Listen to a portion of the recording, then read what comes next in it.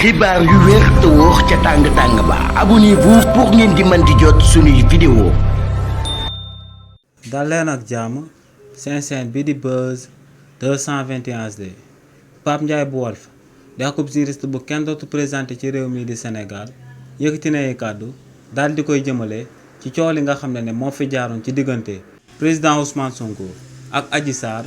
te ne Adji Sarr ci tànk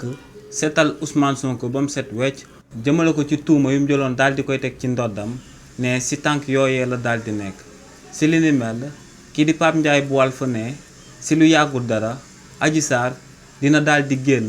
daal di amal akub sortie publique si bi nga xam ne dina daal di rëccu daal di jéggalu jëmale ko ci premier ministre bii di Ousmane Sonko waaye tamit ne dina daal di jéggalu daal di rëccu ñaawteef yi nga xam ne moom moo sababoon mu daal di xew ci réewu Sénégal ginnaaw ba fi président Macky Sall nekkee woon ci bopp réew mi waaye tamit ne